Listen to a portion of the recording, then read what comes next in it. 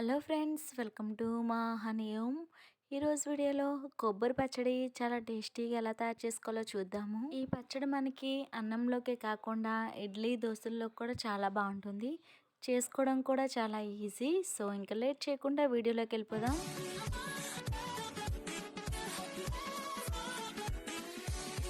కొబ్బరి పచ్చడి తయారు చేసుకోవడానికి ముందుగా స్టవ్ పైన కడాయి పెట్టుకొని అందులో 1 టీ స్పూన్ ఆయిల్ వేసుకోవాలి.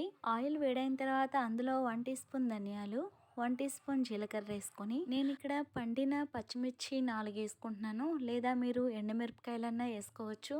అలానే పచ్చిమిరపకాయలు ఒక 4 వేసుకొని మీడియం ఫ్లేమ్లో బాగా ఫ్రై చేసుకోవాలి. ఈ పచ్చడిలో ఎండుమిరపకాయలైనా లేదా పచ్చిమిరపకాయలైనా మీరు తినే కారాన్ని బట్టి వేసుకోవచ్చు. పచ్చిమిరపకాయలు ఈ విధంగా ఫ్రై చేసుకున్నాక ఒక కప్పు చిన్నగా కట్ చేసుకున్న పచ్చి కొబ్బరి వేసుకొని కొద్దిసేపు ఫ్రై చేసుకోవాలి. అలానే ఒక రెమ్మ కరివేపాకు వేసుకొని కలుపుతూ ఫ్రై చేసుకోండి. ఇలా కొబ్బరి కూడా కొంచెం ఫ్రై అయిపోయిన తర్వాత వీటిని ఒక ప్లేట్లోకి తీసుకొని పక్కన పెట్టుకోండి.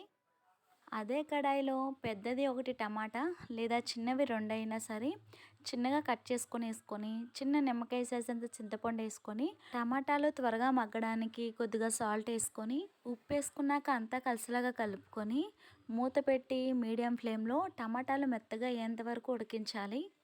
టమాటాలు ఈ విధంగా కొంచెం మెత్తబడిన తర్వాత ఒకసారి కలుపుకొని ఇప్పుడు స్టవ్ ఆఫ్ చేసుకొని మిక్సీ జార్లో మనం ముందుగా ఫ్రై చేసుకున్న పచ్చిమిర్చి కొబ్బరి మొత్తాన్ని వేసుకొని, అందులోనే ఒక 10 వెల్లుల్లి రెమ్మలు వేసుకొని, రుచికి సరిపడా ఉప్పు వేసుకొని మూత పెట్టుకొని కొంచెం బరకగా మిక్సీ వేసుకోవాలి.